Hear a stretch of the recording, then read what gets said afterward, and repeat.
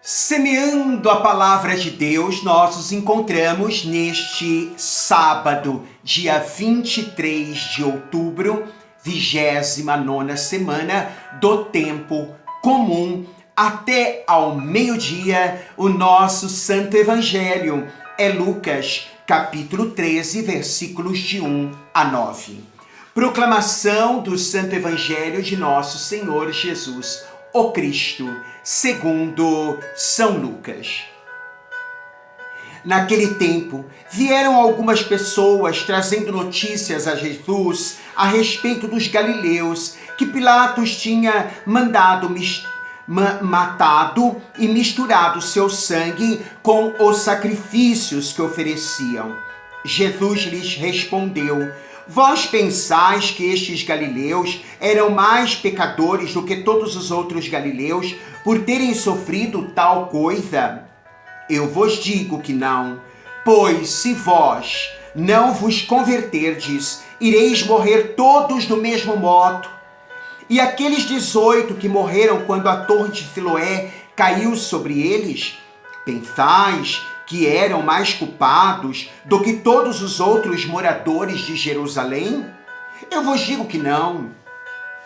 Mas se não vos converterdes, ireis morrer todos do mesmo modo.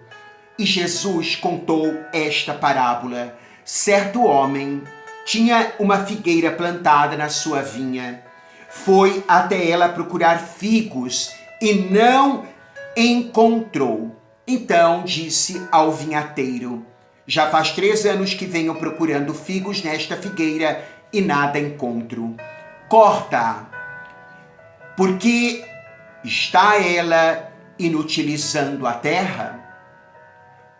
Ele, porém, respondeu: Senhor, deixa a figueira ainda este ano. Vou cavar em volta dela e colocar o adubo. Pode ser que venha a dar fruto. Se não der, então tu a cortarás.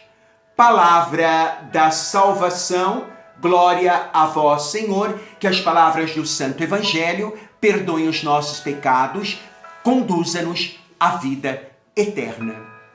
Amém. Louvado seja nosso Senhor Jesus o Cristo, para sempre seja louvado, com sua mãe Maria Santíssima, assim seja. Meus queridos e amados, então, até ao meio-dia deste sábado, é este o nosso Evangelho dessa 29ª semana do tempo comum, que terminamos ao meio-dia, sendo que a partir do meio-dia do sábado já vivemos o preceito dominical. Então, temos este Evangelho de Lucas, capítulo 13, versículos de 1 a 9. E aí, então, olhando toda esta palavra, o contexto deste texto de Jesus, desta palavra de Jesus, muitos de nós interpretaríamos ambos os acontecimentos que Jesus trata e fala de tragédia, não é? Que narra este evangelho de hoje. De maneira, então, um tanto quanto fatalista, determinista e vitimistas. Certamente atribuiríamos a Deus, não é? Ou ao destino, a responsabilidade por tão grandes catástrofes, pela morte destas, então, pessoas. Jesus rompe totalmente com esta maneira de pensar, não é? Uma maneira vitimista, uma maneira um tanto quanto, vamos dizer, não é? De um olhar de vitimados, um olhar de castigados, mas rompe Jesus com isso tudo. A interpretação que Jesus dá à realidade é para que a gente possa, assim então, colher lições muito sábias a partir deste texto que vamos contemplando, rezando, meditando, não é? Assim como aqueles que morreram por ocasião da perseguição de Pilatos ou pela queda da Torre de Siloé, também nós podemos, claro, ser surpreendidos, não é verdade? Pela morte inesperada e postos perante também o juízo de Deus. Daí a necessidade, então, urgente que Jesus coloca de que estejamos sempre nesta atitude de metanoia, de conversão, buscando os mesmos sentimentos, os mesmos pensamentos de Deus, de Jesus.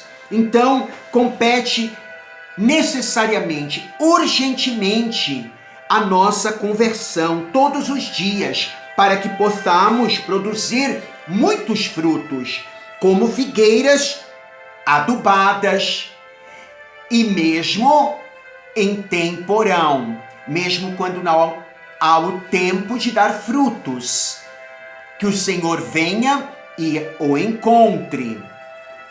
Assim, bonito é ver também esse texto, quando este, então, vinhateiro, não é? Disse: já há 3 anos que venho procurando figos nesta figueira e nada encontro. Corta, porque ela está aí inutilizando a terra. Assim respondeu, então, o homem, não é? Que tinha ali o cuidado da figueira.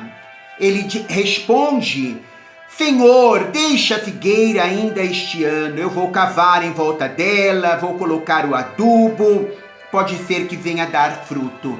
Este texto é belíssimo no sentido de que Deus é paciente conosco e nos dá, não é? Muitas e muitas e sempre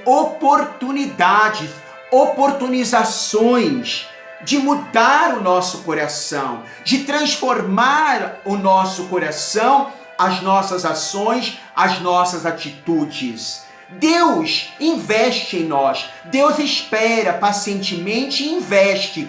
Colocarei adubo, vou cavar, não é? É assim o olhar de Deus para nós.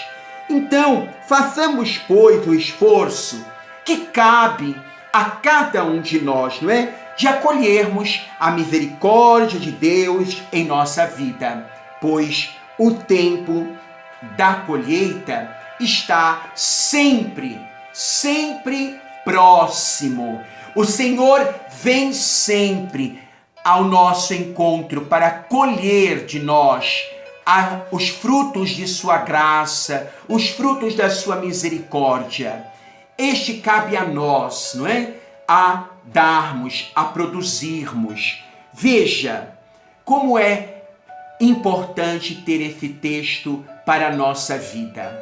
Tirando então daí 2, podemos dizer, lições e direcionamento para a nossa vida. Primeiro, não sejamos vitimados. Não tenhamos uma vida né, levada de vítimas, né? Mas que a gente possa estar acordado sempre dentro da realidade. O que aconteceu com os galileus, o que aconteceu com os 18 que morreram quando a Torre de Siloé caiu. Não olhar assim por acontecimentos na nossa vida, circunstâncias no nosso viver, em que nós nos colocamos como vítimas, né? Vitimados, pessoas um tanto quanto resignadas, é um negócio assim, Deus castiga, Deus não olha, Deus abandonou, nada disso. Mas que a gente possa olhar tudo isso através da ótica, através do olhar de Deus, do Espírito Santo, que é preciso estarmos sempre preparados, sempre nos preparando, sempre no estado da vigilância, no estado mesmo dessa conversão diária e constante na nossa vida. Assim, então, a vida em Cristo nos pede esta constante emenda do mal praticado, não é? Que a gente possa, então, aí estar sempre nesse processo de conversão. E podemos contar sempre com a misericórdia do Senhor. O nosso Deus é bondade, é compassivo, clemente, bom, misericordioso. Contemos com essas graças, a graça misericordiosa, consoladora do Senhor, mas não deixamos e não deixemos o nosso esforço.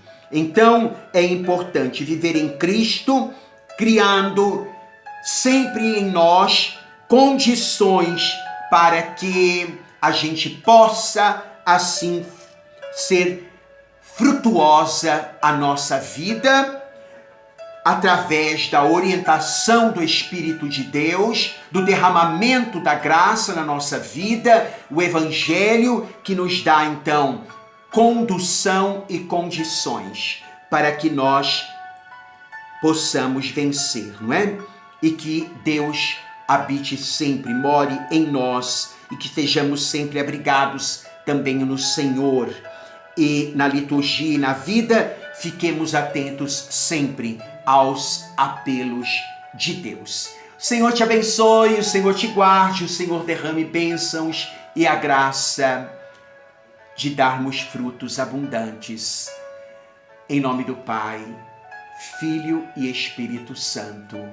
Amém.